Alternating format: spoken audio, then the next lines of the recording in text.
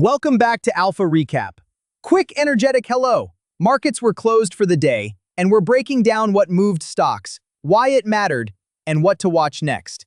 As always, if you have questions, you can reach us at stockalpha.ai. Thanks for having me. Lots to unpack from a mixtape. Tech stumbled, but cyclicals held their ground. Let's start with the big headline. The Nasdaq 100 finished the day down about 1.4%, led by a pretty material drop in Nvidia. Meanwhile, the S&P 500 closed down about 0.2%, and the Russell 2000 actually finished up about 0.6%. So, what really stands out here is the split. Big tech versus small cap cyclicals. Right, Nvidia was the loudest note. It finished down about 5%, and because it's so big in the Nasdaq mix, that cut into the index more than the rest of the market. I mean, when you step back and look at this, a single big move in a mega cap name can tilt the whole tape. Technology overall closed weaker, largely because semiconductors and chip suppliers fell in sympathy. But Apple actually hit a huge milestone during the day, crossing $5 trillion in market capitalization intraday, and that helped offset some of the pain. Yeah, $5 trillion. That's headline stuff. Apple's strength acted like a counterbalance, but it wasn't enough to undo the chip-related drag on the Nasdaq. Quick reaction segment. Short reaction. Right. Big move. Yeah, that tracks. Okay, let's dig into the drivers.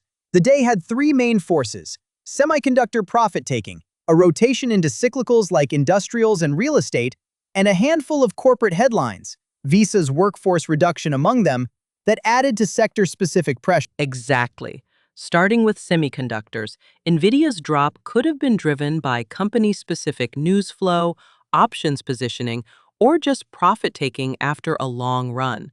Whatever the cause, the fallout hit chip equipment and software names that have exposure to Nvidia. Traders who watch sector correlations will be paying close attention for further spillover risk. So, how do you explain why small caps like those in the Russell 2000 rose, even though the Nasdaq stumbled? Small caps tended to be more cyclically exposed today. Industrials, materials, energy, and real estate names saw better activity. The rotation suggested some investors were leaning into value and rate-sensitive assets, maybe positioning for a later easing cycle, or simply trading away from concentrated tech risk. Right. And the other thing is, Visa announced it would cut about 7% of its global staff. That announcement weighed on payments and fintech-related names. Thoughts on how these corporate actions are influencing the broader tape? Corporate restructuring is showing up as a theme. Analysts note that cost-cutting can boost margins, but it also signals companies are preparing for slower demand. So data suggests cost actions could depress revenue in some consumer-facing areas and shift where returns show up across sectors. Let's hit sector by sector quickly.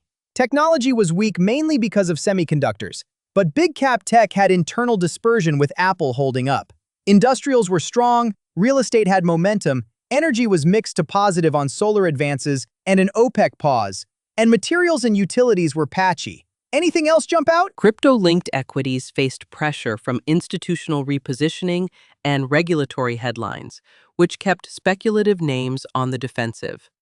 Also, certain niche names, packaging and enterprise hardware vendors launching new server products, drew investor attention.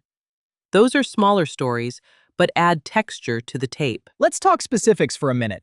Nvidia's drop was about 5%. Apple crossed $5 trillion intraday. Visa cut roughly 7% of staff. Any other notable movers you want to flag? Sure. Some earnings and corporate updates in packaging and hardware were in focus, and a few small-cap names had headline-driven volatility, like the coffee chain that had legal notices. Those didn't move the whole market, but they mattered to sector players and traders who follow earnings catalysts. Honestly, I was a bit surprised by how much the Nasdaq felt Nvidia's move.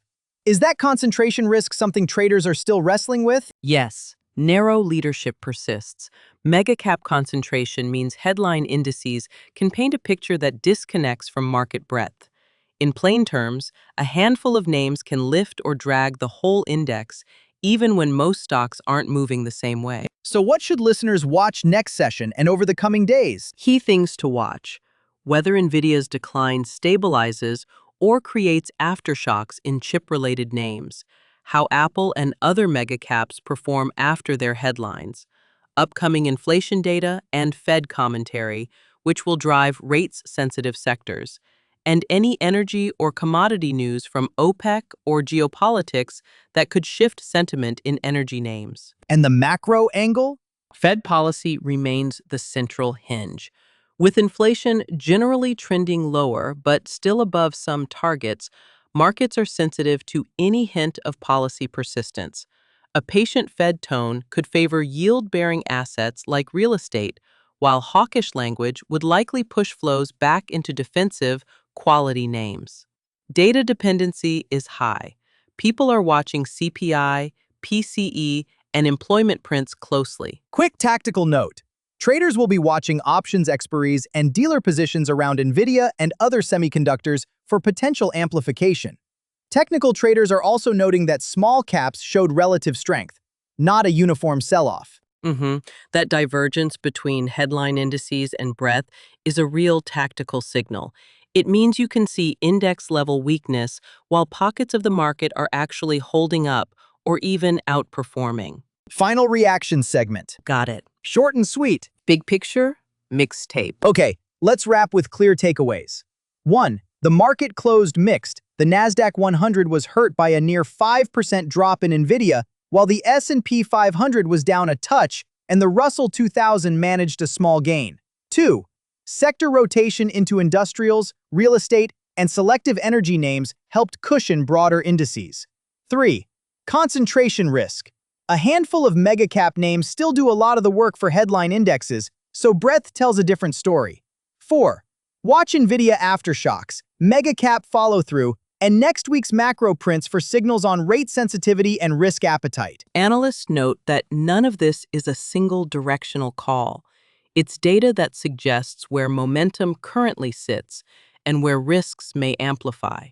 And remember, corporate cost cuts and restructuring are showing up as another theme to watch. That's a great summary. If you have questions about anything we covered today, head to stockalpha.ai, where you can ask us directly and we'll answer live. For more market analysis and insights, visit stockalpha.ai. Thanks for listening to Alpha Recap. We'll see you next time.